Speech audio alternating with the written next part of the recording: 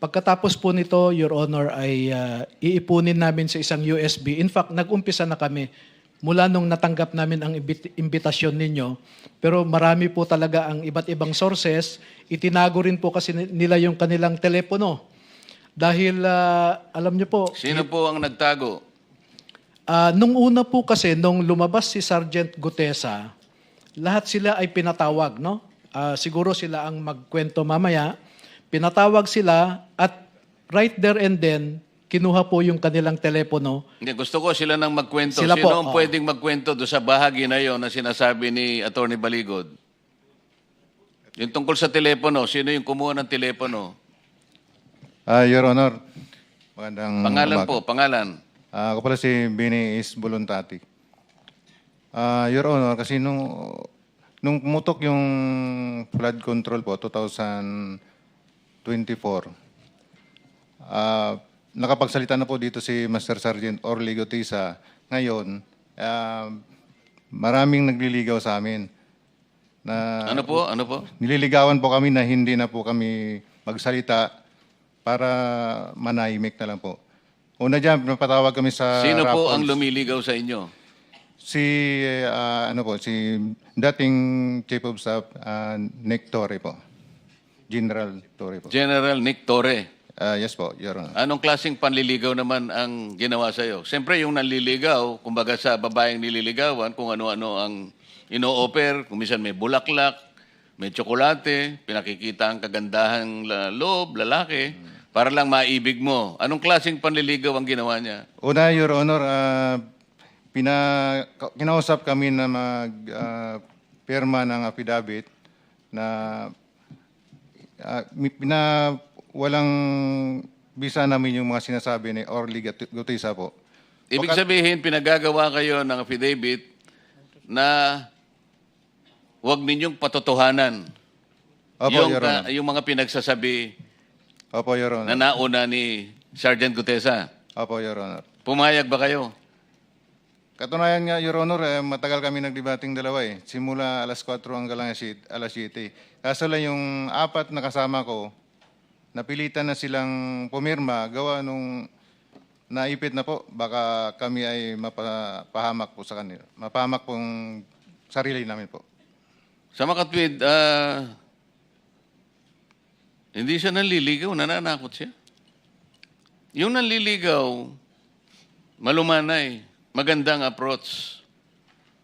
Pero natakot ang mga ibang kasama mo, nakapirma doon sa kanyang nakapirma, Your kagustuhan na huwag patotohanan yung sinasabing nauna ni Sergeant Gutesa. Yes, Your Honor. Bali, 5 kami po yung pumirma. Ako yung pinakahuling pumirma. Pero ngayon, sinasabi mo na napapirma ka lang dahil napilitan ka lang. Yes, Your Honor. Pagkatapos noon, ano naman ang pabuya na binigay sa iyo kung meron?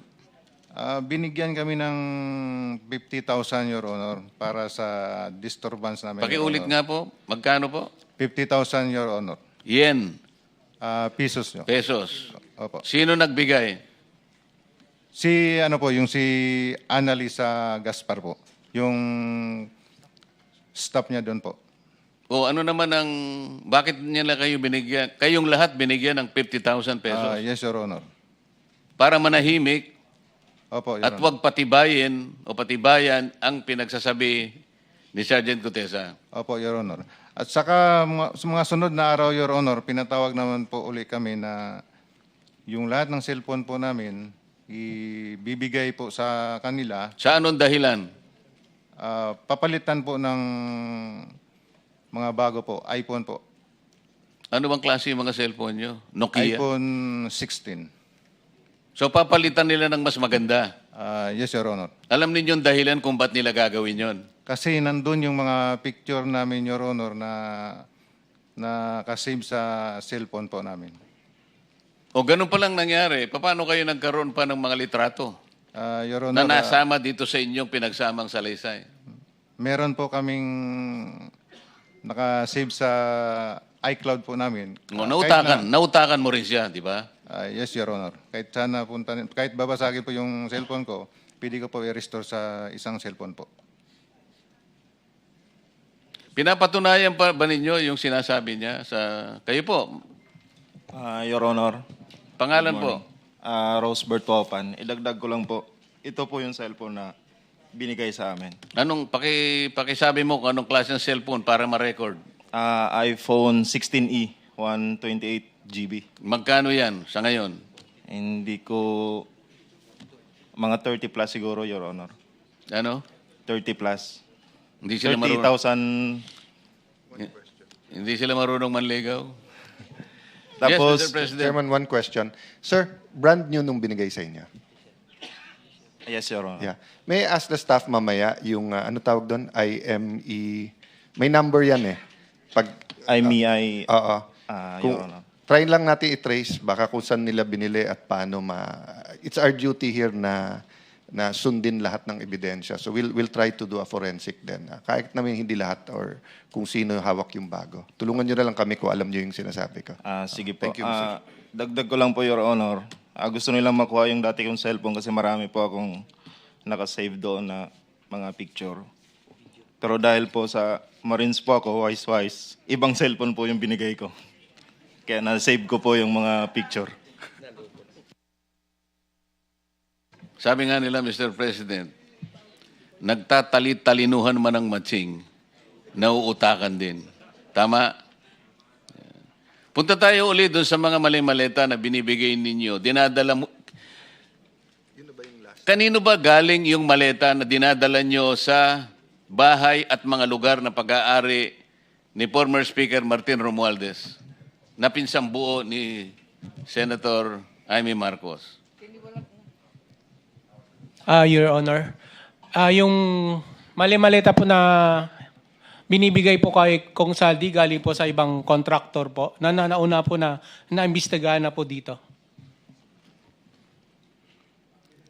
Na-establish na natin kung ilang beses sa loob ng isang linggo kayo nagdi-deliver at kung ano ang average na bilang ng maleta at yung nilalaman ng mga maleta na yon.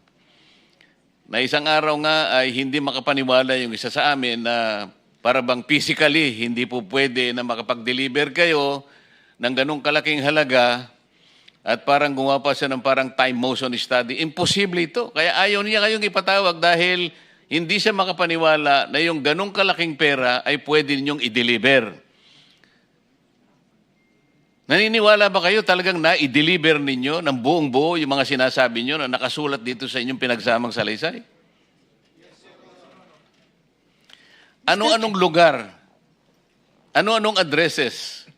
Isa lang ba ang bahay na pinagdalhan ninyo sa bahay ni Martin Romualdez o may iba pang mga lugar kagaya ng binabanggit nyo rito? Kailangan ma-record po lahat ito. Bagamat ito pong binigay na copy ngayon, ay magiging parte na po ng record ng Blue Ribbon Committee. Your Honor, yung sa kay dating Speaker Martin Romualdez po, nag-umpisa nung umupo si Kong Saldi ko sa chairman ng appropriation, simula September hanggang natapos yung termino niya po,